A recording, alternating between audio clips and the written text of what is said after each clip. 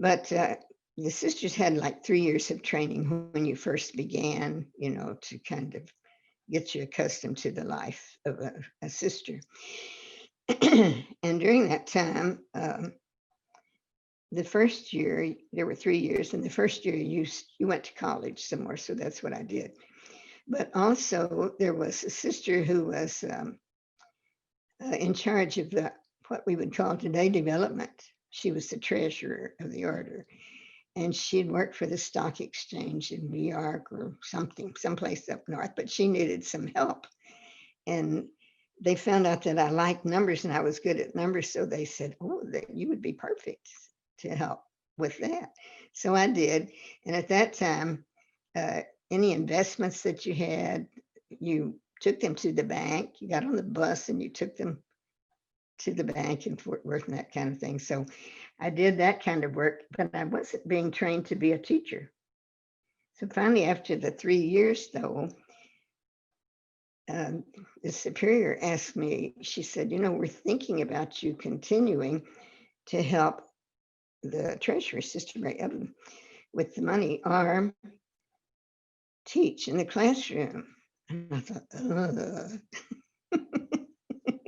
what a choice. What a choice. Because the treasurer's office was a little place over in that big 5-story building on Hemphill Street. And it was in kind of a little closet under the stairs. I mean, it was dark. It was dark in there. And so I thought to myself, ooh, the rest of my life working with checks, with money and investments and all that kind of thing. And I thought, oh, but if I teach, the first time all those little kids stand up and say, "Good morning, sister," I'll probably faint. So, but I finally said, teaching. And so the first day of class was really, really good because it was a room of third and fourth graders. And there was a lay teacher who was not a sister. She was the only person in the whole order, I think, at that time, at least in the United States, who was not a sister.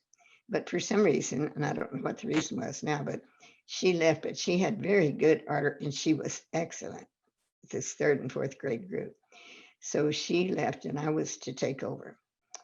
Well, the other young sisters had been getting teacher training, but I'd been working in the office with the finances. So I didn't know what I was doing at all.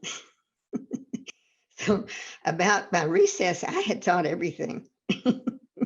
They could read, and I would just go down the row. This one would read a paragraph, and the next one would read a paragraph, and they were good because that teacher had been excellent. And I thought, well, they know it all. And so, so about recess time, the sister who was she was, I don't know what her title was, but she was in charge of formation of the teachers, appeared at the door and she said, "How are you doing?" And I said, "Well, we're finished." So she knew right away that I needed some help. I think she came in that day and helped me. She was very, very good. But they began to train me. She helped me a lot. And it turned out okay. So after teaching that third and fourth grade for about 19 or 20 years, I taught. I ended up being in high school mostly, middle school sometimes, but I finished my degree and I taught science and math in high school.